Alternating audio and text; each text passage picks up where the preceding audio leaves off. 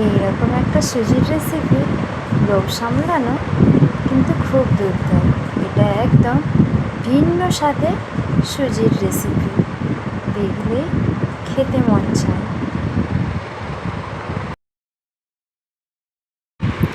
আমি বানাবো আজকে সুজির রেসিপি। তার জন্য আলু কুচি, পেঁয়াজ কুচি, গোটা কাঁচা লঙ্কা নিয়ে নিয়েছি। এটা একটু অন্য রকম। কড়াই বসিয়ে দিয়েছি, তেল গরম হয়ে গেছে, জিরে দেব, গোলমরিচ দেব। এই নাস্তাটা সম্পূর্ণ অন্য সুজির নাস্তার থেকে আলাদা। আলু কুচি, পেঁয়াজ কুচি, কাঁচা লঙ্কা সব দিয়ে নাড়তে থাকছি, কিন্তু ঢেকেও দিয়েছি। হালকা ভাজা হয়েছে, এখনও ভাজা মতো। এবার ঢাকনা খুলে দেখি ভাজা ভাজা হয়ে গেছে। এরপর নামিয়ে নেব। নামিয়ে নিলাম একটি পাত্রে। কড়াইটা গরম হয়ে আছে, হালকা তেল আছে, তাতে দিয়ে দেবো 1 বাটি সুজি।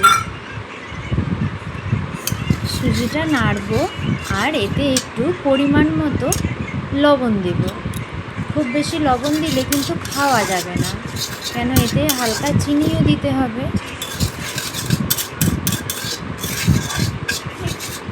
এইভাবে কন্টিনিউ নাড়তে থাকবো, না হলে নিচেতে জ্বলে যাবে, জ্বলে গিয়ে কালো হয়ে যাবে আর তেতো লাগবে খেতে। এইভাবে নাড়তেই থাকবো, নাড়তেই থাকবো।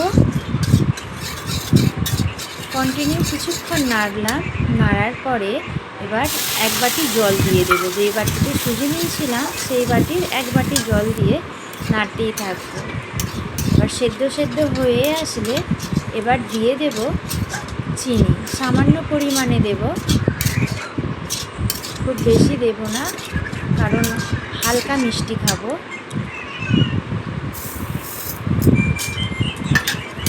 চিনিগুলি দিয়ে নাড়তে থাকবো। চিনিগুলি গলে গিয়ে ওর সাথে মিক্সড হয়ে গেলে এবার ভেজে রাখা সবজিটি দিয়ে দিলাম। এবার নাড়তে থাকবো। ভালো করে মিক্সড হয়ে গেলে শেষে একটু ঘি দেব, যাতে স্বাদটা বেশ ভালো লাগে। 1 চামচ ঘি নিয়ে নিলাম। নিয়ে এবার সুজির সাথে মিশিয়ে দেব। মেশানো হয়ে গেলে আমি এবার একটি পাত্রে নামিয়ে নেব।